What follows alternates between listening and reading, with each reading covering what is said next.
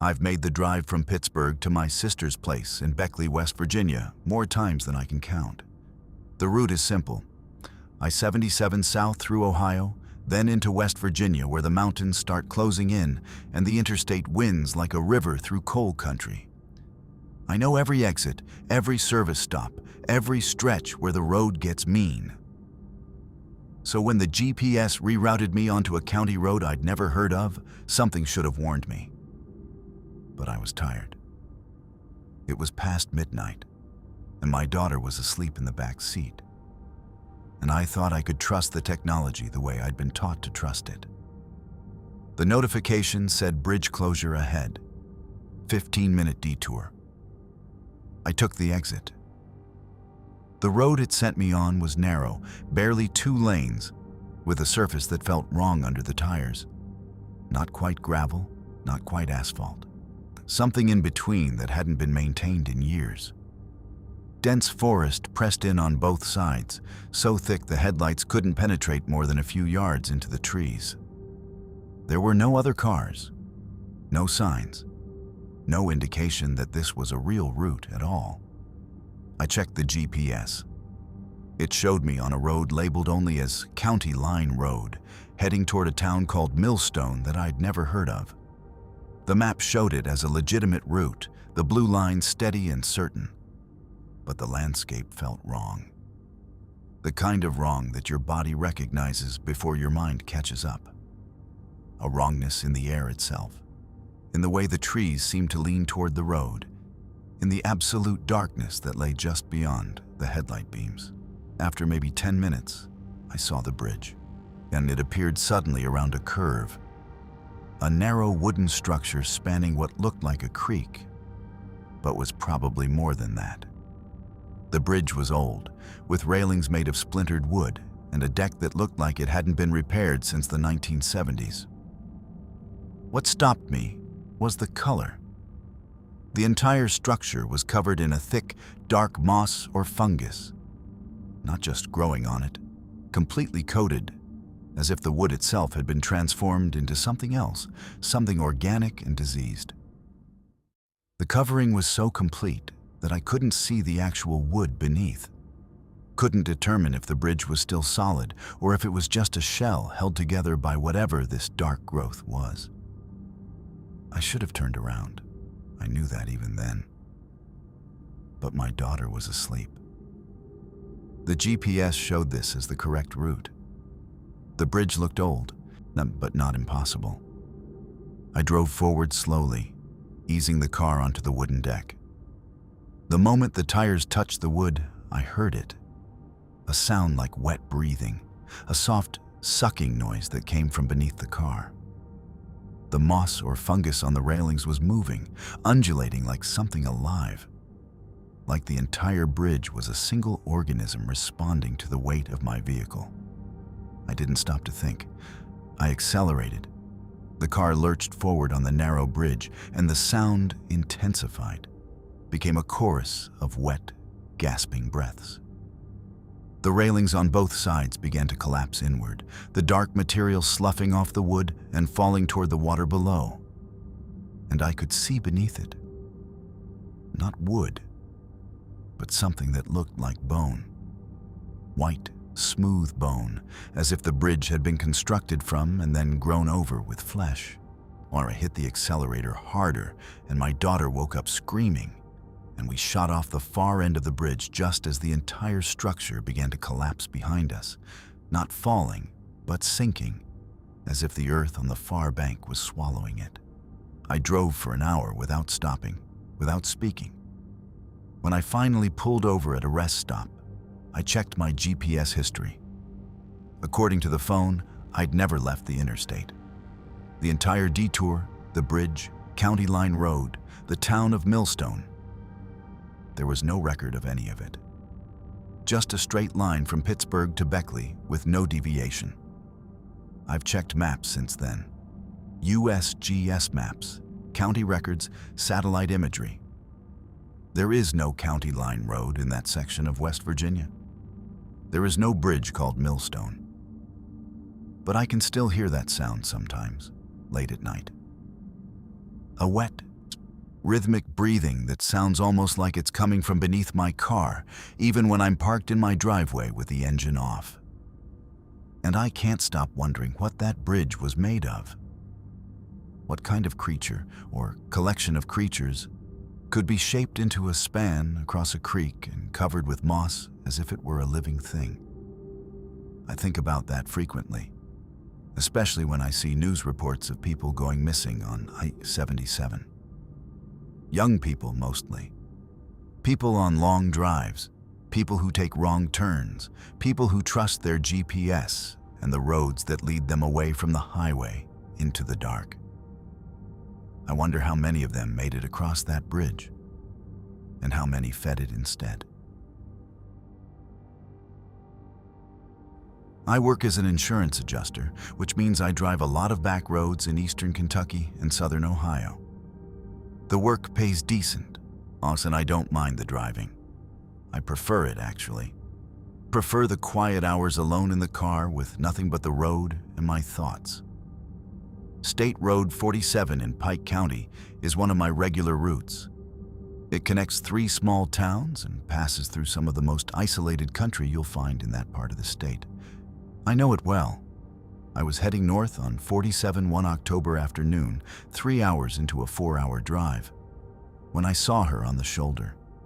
A woman, or what I thought was a woman, standing motionless on the right side of the road. She was wearing a dark dress, old-fashioned, the kind you'd see in photographs from the 1950s. And she was bareheaded, with long, dark hair that hung straight down her back. She was facing away from the road, looking out into the woods, and she didn't move as I passed. I don't know why I pulled over. My mother would have. She was the kind of person who stopped for anyone, who believed that people needed help and you provided it without question. I'm supposed to be the practical one, the one who sees risks and avoids them. But something about the woman's posture, the way she stood so still, made me stop about 50 yards past her and put the car in reverse. As I backed up, I watched her in the mirror. She didn't turn around, didn't acknowledge the car at all. Just continued facing the woods with her hands at her sides, completely motionless. I pulled alongside her and rolled down the window. "Ma'am, are you all right? Do you need help?" She turned her head slowly, so slowly that I could track the motion of it degree by degree. Her face was pale, the color of something that hasn't seen sunlight in a very long time. Her eyes were dark, almost black, and they focused on me with an intensity that made my chest tighten. She didn't speak. She just looked at me for a long moment, and then she turned back to the woods. I should have driven away. Should have written down her location and called the local sheriff when I got to my next stop. Instead, I pulled over completely and got out of the car. "I can call someone for you," I said. "Is there someone I can contact?" She didn't respond, didn't move. Just continued staring at the dark forest with a focus so complete that it seemed like nothing else in the world existed. I walked toward her. She was standing at the edge of a small pull-off, where the road widened just enough for 2 or 3 cars to park. Beyond the pull-off, the forest began, dense, tangled, with no trail or path that I could see. "How long have you been standing out here?" I asked. Her lips moved, not speaking, not quite, but forming shapes, as if she was remembering how language worked. And then she said, in a voice that sounded like it was coming from very far away, "I have to keep walking." He said I have to keep walking until I find the right place. Who said that? Who's he? She finally turned to look at me fully, and her dark eyes were filled with something that wasn't quite despair, but was adjacent to it. "The man who came for me," she said. "The one who lived in the dark part of the house. He said I'd been lost my whole life, and he could show me the way home if I walked long enough." So I walked out here and I've been walking ever since. Through the woods mostly, and sometimes the road, always at night because that's when he walks too. You're always looking for the place where the walking ends. Her words didn't make sense, but they terrified me anyway. I could see it then, the way her dark dress was torn and stained, not with dirt, but with something darker. The way her feet, bare beneath the hem of the dress, were wrapped in what looked like bandages that had been applied decades ago. The way her fingernails were too long, curled like talons, and stained the same dark color as her dress. "How long have you been out here?" I asked again. "I don't know," she said. "A long time. Long enough that the seasons don't matter anymore. Long enough that I don't remember my name, but I remember the walking. I'll always remember the walking." I backed away from her slowly. "I'm going to call someone. I'm going to get you help." "There's no help," she said, and her voice carried a certainty that felt absolute. "There's only the walking and the woods and the night. And people like you who stop to help, who try to give a ride or make a phone call, who don't understand that you can't help someone who's already dead, someone who's been dead so long that the body just keeps moving out of habit." I got back in my car and drove. I called the Pike County Sheriff's Office from my next stop and reported what I'd seen. The dispatcher listened patiently and asked for the location. I described it as best I could. The pull-off on State Road 47, the forest, the woman in the dark dress. "We'll send someone out," the dispatcher said. But her voice told me everything I needed to know. This wasn't new. This wasn't surprising. This was something they'd heard about before, and I asked how long this had been going on. She was quiet for a moment, then said, "We've had reports from that stretch of road for about 30 years. Always the same description. A woman in an old dress, barefoot, speaking about walking. Deputies have gone out dozens of times. They've never found anyone." "What do you think it is?" I asked. "Don't know," she said. "But I'll tell you this. In all the years we've had those reports, we've never had to send an ambulance. Nobody's ever needed rescuing. I drive a different route now when I'm in Pike County. I take the long way around, add an extra hour to my drive, just to avoid State Road 47. But sometimes I think about that woman, still walking through the darkness, still looking for the place where the journey ends. And I wonder if she ever finds it. And I wonder if when she does, the walking will finally stop, or if the man in the dark part of the house will simply set her walking again, sending her out into the night to find the next person kind enough to stop and offer help. I was hauling auto parts from Louisville to Roanoke, running on a tight schedule that didn't allow for sleep. When I pulled off I-64 at mile marker 89 near Gorman, Kentucky, the fuel gauge was low. I needed diesel and coffee, and I needed them now. The exit led to a small commercial area, a BP station, a McDonald's, and a Cracker Barrel. Standard interstate infrastructure, the kind you find at every exit from here to California. But as I pulled into the fuel island, I noticed something off. The sky above the exit was wrong. Not dark the way the night sky should be dark, but wrong dark. The color of old bruises that is shot through with veins of something that looked like frost or static. And the light from the gas station's canopy, instead of illuminating the pumps clearly, seemed to scatter and diffuse as if passing through water. I filled my truck and pulled around to the small diner that sat between the BP and the Cracker Barrel. It was a classic design, chrome and red vinyl, the kind that probably went up in the 1970s. Through the window, I could see the interior. A long counter with stools, booths along the windows, a kitchen visible through a pass-through. There were people inside, maybe a dozen, spread throughout the space. Truckers mostly, in the standard uniform of flannel and denim. I went in. The bell above the door chimed, a pleasant, normal sound that didn't match the strangeness of the sky outside. A waitress approached, young, blonde, and with a name tag that read, Delia. She was smiling, but her smile didn't reach her eyes. Nothing in her face reached her eyes. It was like looking at a photograph of a smile rather than a real one. "Coffee?" she asked. "Yeah, and a burger, medium, with everything." "You got it, hun," she said, and turned away. I sat at the counter and looked around. The other customers were eating, or appeared to be eating. Their hands moved with food, their mouths worked through chewing motions, but I couldn't see any food on their plates. More than that, I couldn't hear the sounds that come with eating. The clink of forks against plates, the swallowing, the small sounds of human consumption.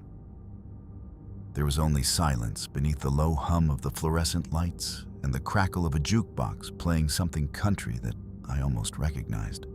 Delia brought my coffee. I lifted the cup and drank. It tasted like nothing. Not bad, not warm, just nothing. Like drinking hot water that had forgotten it was supposed to have flavor. I set it down carefully and watched Delia move through the diner, refilling cups that never emptied, serving plates that never had food on them, performing the ritual of service for people who were consuming nothing at all. The other trucker next to me turned slowly and looked at me. His face was like all the others, present but absent, performing the expression of a living human while something behind the eyes watched from a very long distance away. "First time?" he asked. I didn't answer. I got up and walked out. I didn't pay. I didn't explain. I just walked out into that bruised sky and got back in my truck and pulled onto I-64 heading east.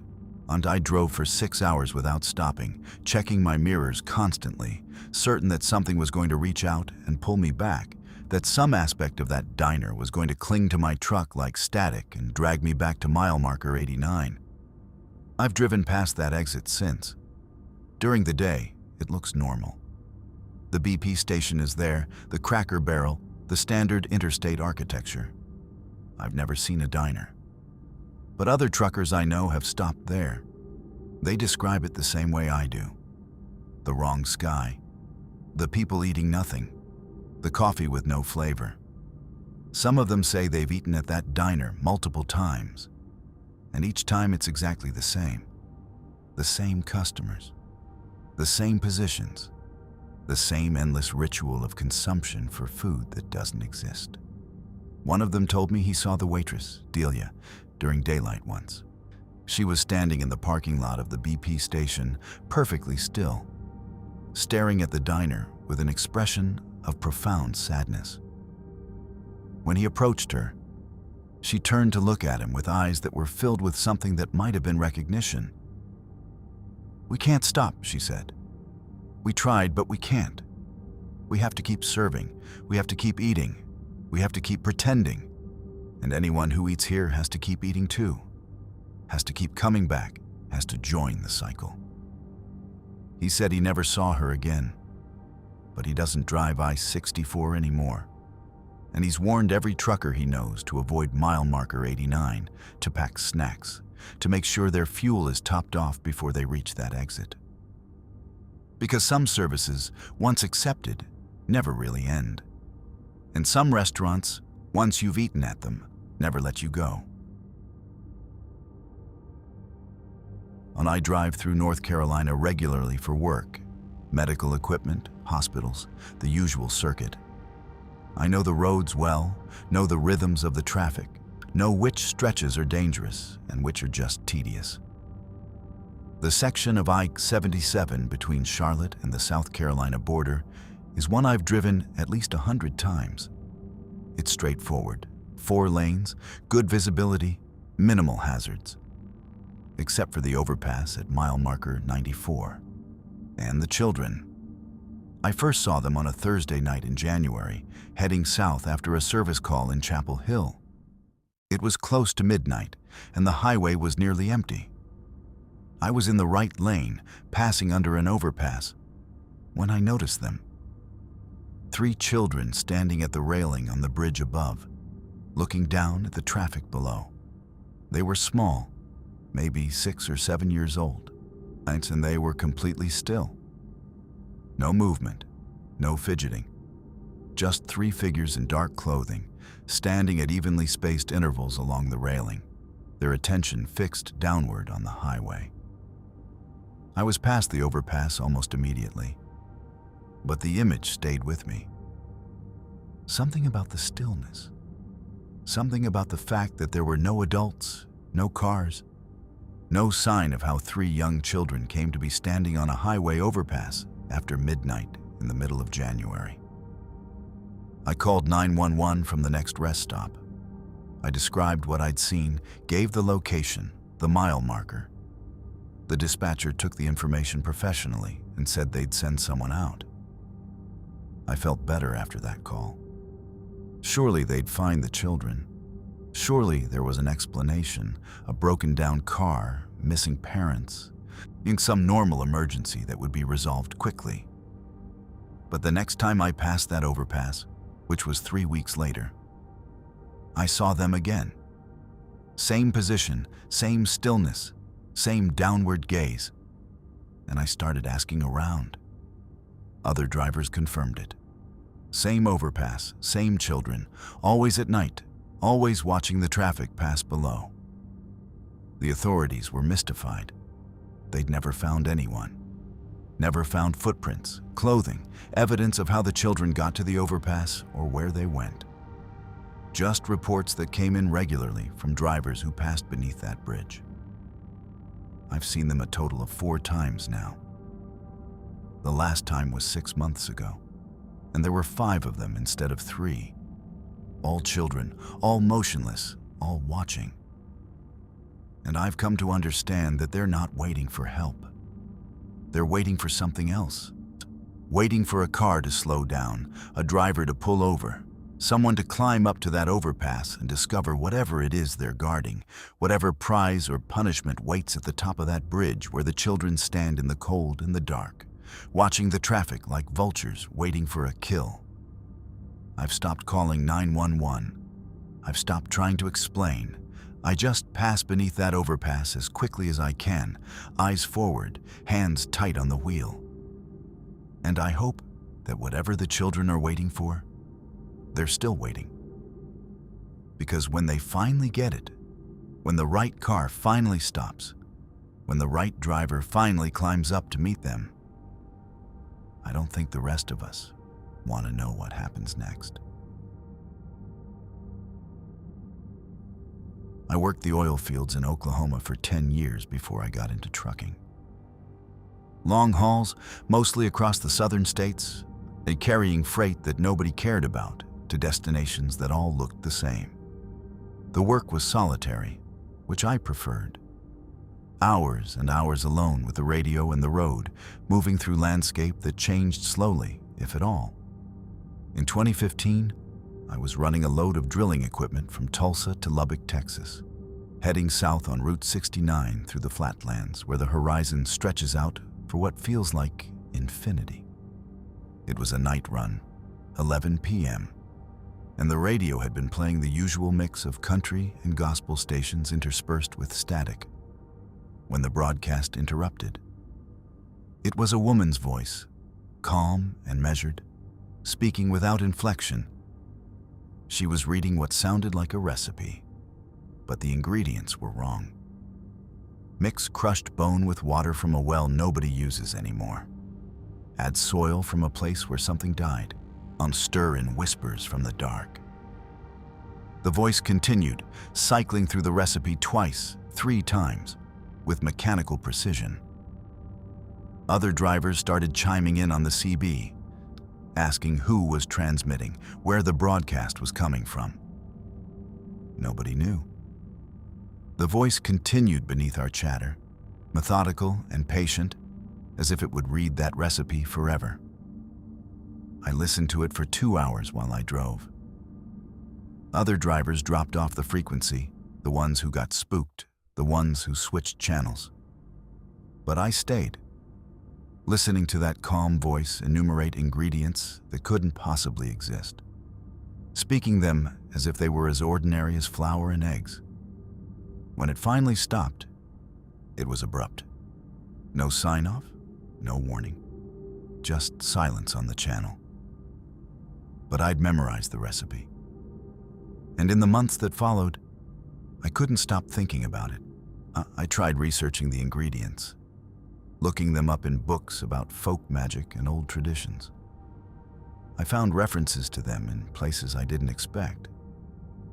Not in books about witchcraft, but in historical accounts of pioneers, of Civil War soldiers, of people who'd suffered and died in forgotten places. The last time I heard that broadcast was 3 years ago. I was driving the same route, and a woman's voice came through the speaker, saying those words again. But this time, I recognized her voice. It was my mother, dead for 8 years by that point, speaking in a cadence that didn't match how she'd ever spoken in life, reciting ingredients for something that should have remained forgotten. I pulled over and wept, and I haven't driven that route since. Tom and I had been together for 6 years when we took that drive through the Smoky Mountains. It was supposed to be a romantic getaway, a weekend trip to a cabin his brother owned near Gatlinburg. We packed the car early on a Friday afternoon and headed east out of Nashville, crossing into Tennessee's mountain country as the sun was starting its descent toward the ridgelines. The drive should have been scenic, beautiful, the kind of trip you remember fondly. But somewhere around mile marker 47 on Route 441, something changed. The light took on a quality I couldn't quite name. Not darker, exactly, but different. Older. Like we were passing through a landscape that belonged to a different time, one that the current world hadn't quite caught up with. We came around a long curve, and Tom pointed. Look, a tunnel. It was old, carved directly through a ridge of stone. The entrance was weathered, covered in moss and vine, with water weeping from cracks in the mortar. It looked less like a tunnel and more like a wound in the mountain, something that shouldn't be open, but was. Don't remember this from the map, Tom said. Neither do I. But the road led straight into it. We had no choice but to follow. Tom slowed the car, and we entered the darkness. The headlights flickered twice, 3 times, then steadied. The radio died. The temperature dropped so suddenly that I could see our breath. When we emerged on the other side, I looked back in the side mirror out of instinct. There was something behind us, not on the road, but visible only in the mirror. A shape, tall and impossibly thin, standing at the tunnel entrance where daylight met shadow. I felt it looking at us, felt the weight of that attention like a physical force. Tom, I know, he said. His hands were white on the steering wheel. Don't look, just don't look. But I did look. I looked in the passenger side mirror, and it was closer. Only a few feet behind the car, keeping pace without any visible means of movement, as if it were tethered to us by an invisible line. It had no features I could discern, no limbs, just a vertical darkness that maintained its distance with mechanical precision. Tom accelerated.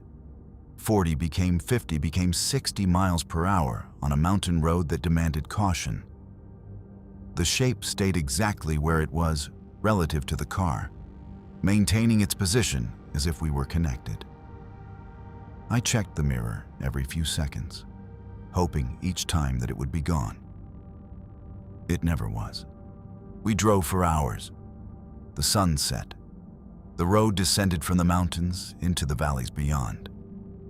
And through every mile, the thing stayed in the mirror, patient and unwavering. When we finally reached the cabin and pulled into the driveway, I looked one more time. It was gone. Tom turned off the engine, and we sat in the sudden silence. We didn't speak. We didn't touch. We just sat there processing what we'd experienced, neither of us willing to articulate it, because articulation would make it real, would anchor it to the world we knew. We drove back the next day on a different route. We never spoke about the trip again. But Tom started sleeping with the bedroom light on, and he hasn't stopped. Not in the 8 years since. He's never explained why. I've never asked. I know the reason is the same as mine. It's the knowledge that something followed us out of those mountains, and it's only visible in reflections. It's the fear of what would happen if one of us looked in a dark mirror at the wrong moment and saw it standing right behind us, close enough to touch. The truck had been running rough for weeks, and I kept putting off getting it checked. The kind of decision that catches up with you on a dark road in the middle of nowhere, which is where it caught up with me on Highway 412 in northern Arkansas, about 30 miles from the nearest town. The engine sputtered and died. I rolled to the shoulder and sat for a moment, cursing myself for the delay. And then I grabbed a flashlight and started walking. The road was empty. The forest on both sides, absolute black.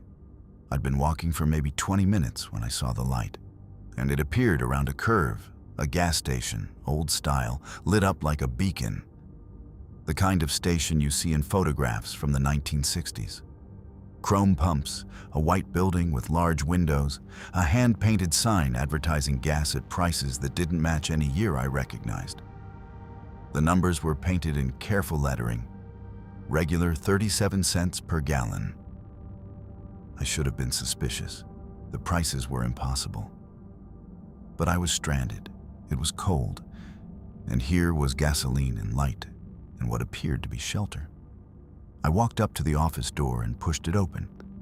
Inside was a small room with a counter, an old mechanical register, a few shelves of supplies. The shelves held items in packaging I didn't recognize. Brands with names like Pennzoil and Champion that didn't exist anymore, if they ever had. And the room was warm and well lit and completely empty. "Hello?" I called out. No one answered. The station was silent except for the hum of fluorescent lights. I found a gas can by the garage door and filled it using the pump outside. The gasoline was real, at least. It smelled right and looked right and flowed into the can in a normal manner. I left a $20 bill on the counter, real money, current bills, and walked back to my truck. The gas was real. The engine started. I drove to the next town and filled up at a Shell station and went about my day. It wasn't until later that I checked my wallet and realized the 20 was gone. Taken from the counter by hands I never saw. I went back the next day in daylight to find that station again. I drove the same highway, watched for the curve, looked for the turnoff. There was nothing, a just forest, unbroken, with no sign that any building had ever stood in this location. No foundation, no rubble, no clearing. The landscape showed no indication that anything man-made had ever interrupted it. But my truck still runs on that gasoline. It's gotten me across half the country. And I've researched that station, trying to find any record of it. The closest I've come is a historical reference to a station called Wilson's Gas that operated on this stretch of highway from 1958 to 1963, when it burned down under unclear circumstances. The proprietor, an older man named William Wilson, died in the fire. The exact location was never precisely documented. I think about that station. I think about William Wilson, who might have decided to keep his pumps running after he died, serving truckers who needed fuel in the dark.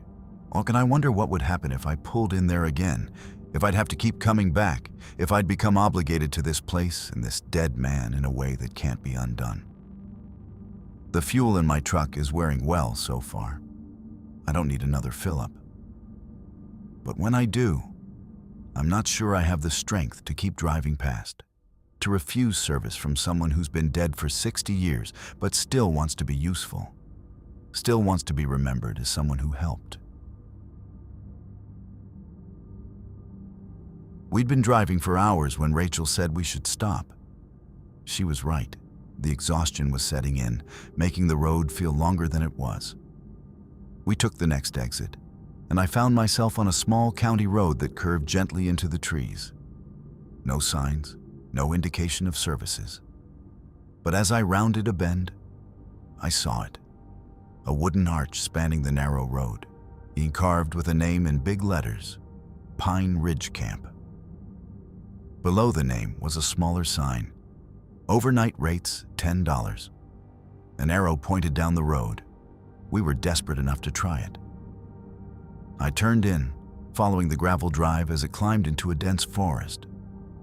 After a quarter mile, the trees opened into a clearing, a circular loop road with a dozen campsites arranged around its perimeter.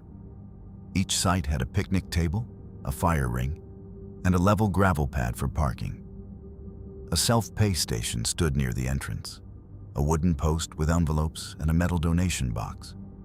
3 of the sites appeared occupied. At one, a blue dome tent was set up with a sedan parked beside it.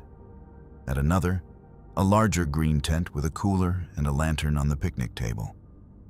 At the third, a small pop-up tent with a hatchback parked nearby. And on the picnic table, a paperback book lay open as if someone had just set it down. But there were no people. Not at any of the sites. Not walking the loop. Not sitting by fire rings. No one anywhere. Rachel fell asleep almost immediately after I parked. I should have followed suit. Instead, I lay awake, troubled by the silence. Not the peaceful silence of a campground at night, but an aggressive silence, an absence of the normal small sounds that populate the dark, insects, distant animals, wind through the trees. There was nothing. Hours passed. I must have dozed at some point because I woke suddenly, disoriented, and looked toward the campsite visible through our windshield. The tent there, the pop-up at Site 9, was opening. I could see the zipper of the door moving upward from the inside, slow and deliberate, the fabric peeling back to reveal darkness within. Nothing emerged. Nothing came out. The tent simply opened and sat that way, gaping like a mouth. While I watched from our car, my heart hammering against my ribs. I started the engine. Rachel woke confused as I pulled out of the site without explanation. We drove the loop road, and I saw it happening at the other campsites too. Zippers opening from the inside, tent doors gaping open to reveal nothing but absolute darkness. I drove down the gravel road without looking back, and we didn't stop until we reached the highway. Rachel wanted to call the police. She wanted to report it. I told her we would. But when I tried to describe the location to the dispatcher the next morning, I realized I couldn't. I didn't have an exit number. I couldn't remember the name of the road we'd turned off. The GPS in my phone showed no record of the detour. We went back 2 days later to find it. We took the same exit, followed the same road, drove at the same speed. There was no gravel turnoff, no wooden arch, no clearing, just unbroken forest on both sides of the road. Old growth trees with no sign that anything man-made had ever disturbed them. But Rachel found a post online weeks later, a camping forum, a man describing the exact same campground, same details, same occupied sites with no people. He'd been there in 2015. We'd been there in 2021. 6 years apart, same place, same moment, frozen and repeating. We messaged back and forth. He asked if I'd heard the zippers. I had. He said he'd left before they started. He was glad for that. He hasn't camped since. Sometimes Rachel still wakes up in the middle of the night. I know she's listening for the sound of a zipper moving upward, slow and deliberate, from a tent that should be empty but isn't. And I lie there with her, unable to offer comfort because we both know the truth. Somewhere in those mountains, a campground is still sitting in a clearing that doesn't exist on any map. The tents are still set up. The coolers are still closed. The books are still sitting open to the same page, waiting for someone to come back and finish reading. And the zippers are still moving, night after night, opening doors to reveal the darkness that waits inside. My grandmother always said you stopped for people. You helped. You didn't ask questions. You just did what needed to be done. I was raised on that principle, and I've tried to live by it, even when it goes against the modern wisdom about strangers and roads at night. Which is why I stopped for the old man on Route 23, standing on the shoulder outside of Harlan, Kentucky, in the rain at nearly midnight. He was thin, gray-haired, wearing a dark jacket and work pants, and he was just standing there on the gravel shoulder, looking at the highway with the patience of someone who had nowhere else to be and no rush to get there. "Need a ride?" I called out the window. He nodded and got in the back seat without speaking. I asked where he was going. He gave me an address, a road I knew, about 40 minutes south, past Jellicoe and into the country that stretched toward the North Carolina line. I told him no problem and pulled back onto the highway. We drove in silence. I tried a few conversational overtures. The weather, not the road conditions, nothing that required much of a response. He answered politely, but didn't elaborate. Old-fashioned courtesy, the kind that discourages further conversation. I respected that and let the silence fill the car. After maybe 20 minutes, I glanced in the rearview mirror. The back seat was empty. I looked over my shoulder to confirm. Empty. The doors were locked. I always keep them locked. The windows were up. There was no way he could have gotten out without me noticing. But the space where he'd been sitting was not just unoccupied. It was empty in a way that felt aggressive, as if the seat was insisting on its own vacancy. And there was a smell in the car now, faint and chemical, the smell of formaldehyde, of preservation. I pulled over immediately. I checked the back seat, I checked the doors. Everything was exactly as it should be, except for one detail. The back seat was completely dry, while the rest of the car showed moisture from the rain. The seat where a wet old man had been sitting minutes earlier bore no evidence that anyone had ever occupied it. I drove to the address he'd given me. A small white house at the end of a gravel drive. Well-kept, modest, the kind of place that generations live in without changing much. The porch light was on. I knocked on the door without any idea what I would say. A woman answered. 60, maybe late 50s, with lined features and gray-streaked hair. She looked at me standing on her porch in the rain and didn't seem surprised. She seemed like she'd been expecting me. I described the old man, what he was wearing, what he'd said, and how he'd simply vanished from the back seat somewhere between Harlan and here. She brought me a photograph without a word, an old picture in a simple drugstore frame. A man standing on this porch in autumn light. The same man, the same face. "That's my father," she said. "He's been dead for 27 years. I didn't know what to say. She told me I was the fourth person to bring him home. 4 strangers, over nearly 3 decades, who'd picked him up on Route 23 in the rain and driven him south toward a destination he never reached, losing him somewhere in the dark between Harlan and here. She thanked me like I'd done something kind, like I'd performed a service. And she closed the door and the porch light went off, leaving me standing in the dark, trying to understand what had happened. was trying to believe that the world still made sense. I haven't picked up a hitchhiker since.